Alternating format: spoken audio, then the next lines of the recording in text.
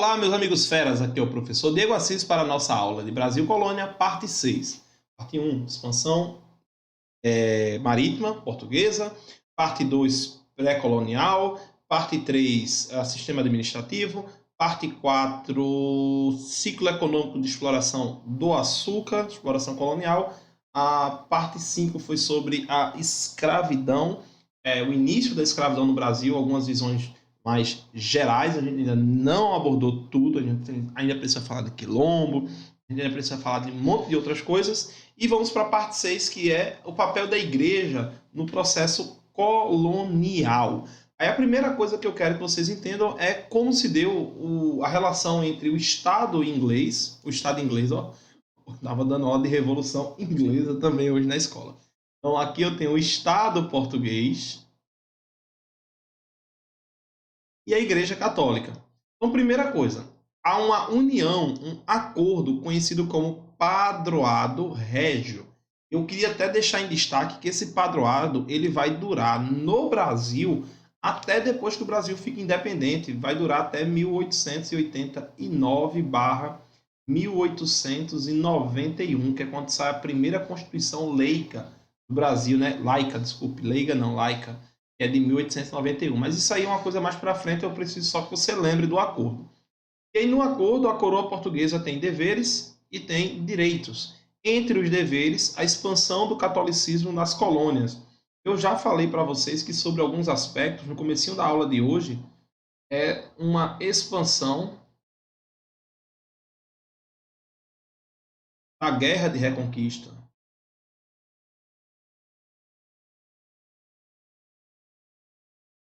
Vou ver melhor aqui. Guerra de Reconquista.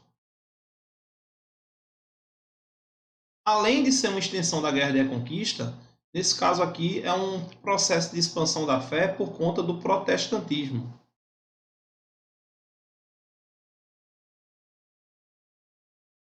que crescia na Europa. Então é importante a gente lembrar. Aí tem a aula de reforma religiosa, que começa em 1513, com o Lutero.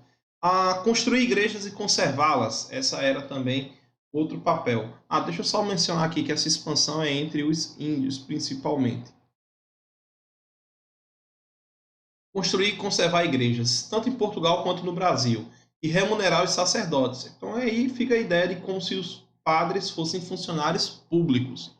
Nesse caso, quais são os direitos da coroa? Nomear bispos e criar dioceses, e aí, ao mesmo tempo, você está espalhando a fé, já que você está criando polos de organização da religião. Mas o grande problema existiam padres espanhóis rezando em Portugal, existiam padres franceses na Inglaterra, e essas nações normalmente eram inimigas, né? Espanha e Portugal sobre alguns aspectos, França e Inglaterra sobre outros aspectos.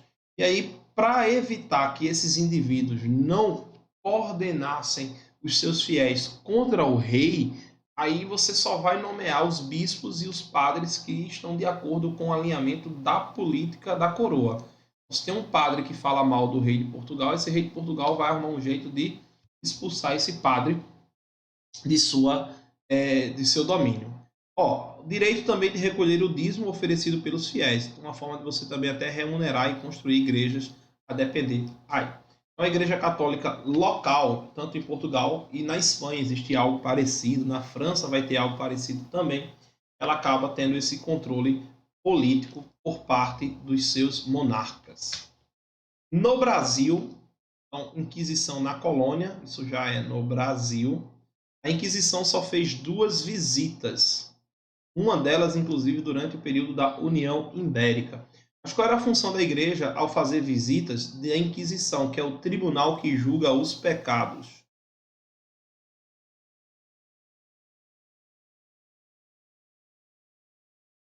Hoje nós somos julgados em tribunais, espero que você não julga os pecados. Nem eu até agora, né? Mas hoje as pessoas são julgadas em tribunais sobre crimes, supostos crimes que ela possa ter cometido ou sofrido. E aí Aqui você está sendo julgado pelos pecados. Primeiro pecado, então, que a Inquisição irá perseguir é o sincretismo. E o que é o sincretismo, Diego? Seria justamente a fusão de elementos religiosos. Nesse caso, como a gente está falando da presença da Igreja Católica, os elementos religiosos que se misturavam, se mesclavam, era da fé do cristianismo, especificamente o cristianismo católico, e é a fé confessada que nós estamos observando, com elementos da cultura indígena, da cultura nativa. Como eu falei para vocês, ao todo só tivemos duas visitações na história do Brasil, colônia. Um visitador é quando você tem a presença de um inquisidor no Brasil. E aí os julgamentos eram feitos em Portugal. Eu não me lembro exatamente a segunda visita, quando que tenha ocorrido. Mas a primeira, com certeza, durante o Brasil, do período da União Ibérica. Os cristãos novos são os recém-convertidos ao cristianismo.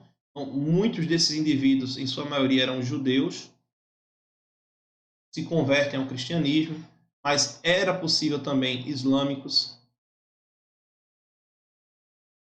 E o clássico de clássico de clássico de todos, né? Os índios, que tinham aí a sua religião animista. Acreditavam em elementos da natureza, como Tupã, que é o raio. Dá um gole aqui que a aula tá pegada hoje, viu? Já deu mais de 2 horas de aula, contando os vídeos fragmentados, eu acredito. Então, precisa dar uma hidratadazinha na voz. O cristão novo é mal visto. A gente viu também em vídeo anterior que eles possuíam a mácula do sangue. Em alguns casos, principalmente os judeus, eles continuaram praticando o judaísmo de forma clandestina. Ou seja, quando está todo mundo vendo, ele reza a Ave Maria. Quando ele está no ambiente de sua casa, sua fé é o judaísmo e ele faz os rituais relativos à sua religião. Os crimes maiores ou os pecados contra a fé verdadeira, né? Crimes contra as verdades da fé verdadeira. Eu acho ótimo essa nomenclatura. A feitiçaria, e aí quem sofre é o pobre do pajé, principalmente. Não que ele seja o único, que é o líder espiritual das tribos tupis no Brasil. A blasfêmia, que seria você falar de forma pejorativa sobre a religião ou falar mal do cristianismo, estaria blasfemando contra a palavra. E as práticas sexuais proibidas, como prostituição e homossexualismo. Nesse caso aqui, eu confesso a você que eu não li muito sobre, mas aparentemente algumas tribos indígenas tinham essa prática e ela é muito, muito, muito severamente punida dentro do meio cristão. É claro que a própria sociedade também iria ou faria na época o seu julgamento sobre vários aspectos. Em 1626 foi fundada a primeira redução jesuítica no atual Rio Grande do Sul, o Roque Gonzalez, um jesuíta espanhol. Então, antes de eu continuar, deixa eu só dar uma palhinha aqui para vocês, né? Quem é o primeiro jesuíta? A gente viu que o sistema de governo geral começa no Brasil em 1549. Já nessa data, o primeiro jesuíta vem ao Brasil, que é o Manuel da Nóbrega. Ele vem com Tomé de Souza na primeira expedição. E o segundo jesuíta mais importante será exatamente o José de Anchieta. O José de Anchieta tem uma peculiaridade que ele escreve o primeiro dicionário, que, salvo o melhor juízo, ainda é o único, de língua geral.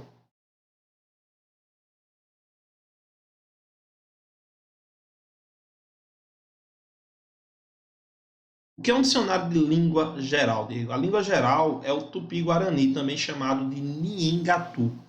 Eu não vou saber, mas é assim, ó,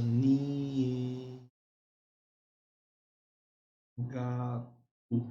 Agora eu tenho que dar uma afilada, galera. Sinto muito.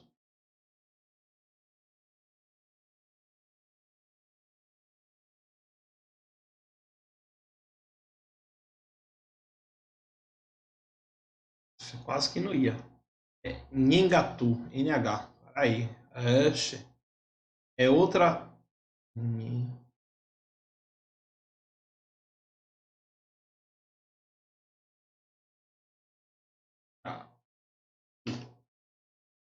É isso mesmo. Então, vocês vão me perdoar aí a filadazinha que eu tive que dar. É só uma curiosidade do José de Anchieta. É uma língua falada pela maioria dos tupis guaranis. Nem todo tupi-guarani é exatamente igual. Eles pertencem a um tronco linguístico. Bom, se a gente tiver aula de pré-história das Américas, que eu vou fazer isso só lá para o final do ano, aí eu devo fazer direitinho. Por quê? Porque hoje em dia só quem cobra essa parte normalmente não é mais o Enem. É somente a prova do SSA, que eu acho que é só o SSA 1 e 2 agora. Então, se você estiver vendo esse vídeo depois de 2013, 23, desculpe, já foi ao ar. Então, a primeira redução jesuítica foi construída no atual estado do Rio Grande do Sul por Roque Gonzalez, um jesuíta espanhol. Ao todo foram fundados 18 povos missionários, a gente conhece os 7 povos das missões, que é o estado hoje do Rio Grande do Sul, eles ensinavam os índios a agricultura, pecuária, religião, e serão escravizados e destruídos pelos bandeirantes paulistas. Aí vamos entender o que é uma missão jesuítica ou uma redução jesuítica. Vamos voltar para cá. Imagina aqui uma tribo indígena, sei lá, 500 indivíduos, até que é muito, mas tudo bem. Os padres jesuítas se aproximavam de alguma forma dessas tribos indígenas, um padre só às vezes, e tentava contato. Aos poucos ele ia convencendo esse índio a abandonar o antigo aldeamento e aos poucos vai reduzindo o aldeamento selvagem e vai aumentando a missão, que é o primeiro local no meio da floresta que ele começou. E perceba que eu fiz a missão mais reta e a tribo eu coloquei ela mais livre, para mostrar que o papel é você trazer o indivíduo para essa nova cultura e abandonar aos poucos. Em determinados momentos, quando a redução estava muito reduzida, ou seja, a tribo original ela perdeu membros e aos poucos estão se adequando à visão católica e à visão europeia de ser, que o padre jesuíta está ensinando a ele, eles vão e destroem. Os últimos, ou os que ficam, são geralmente os mais velhos, aqueles mais ligados à tradição. Ou o pajé, o cacique, normalmente são essas as figuras. Então, esses aldeamentos, que são as missões jesuíticas, e a gente viu que tinha ao todo 18 povos missionários, eles foram organizados e administrados pelos padres jesuítas, isso aqui já era mais óbvio. É uma obra de cunho civilizador e evangelizador, isso aqui é muito importante, porque você vai ensinar o índio ao padrão da cultura europeia e evangelizador a fé do cristianismo católico.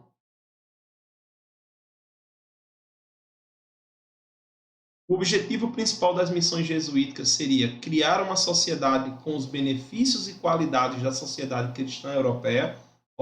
Em 2 palavrinhas, as 2 palavras que estão aqui. Isenta dos seus vícios e maldades. Eles acreditam que o índio é uma folha em branco e que não tem maldade.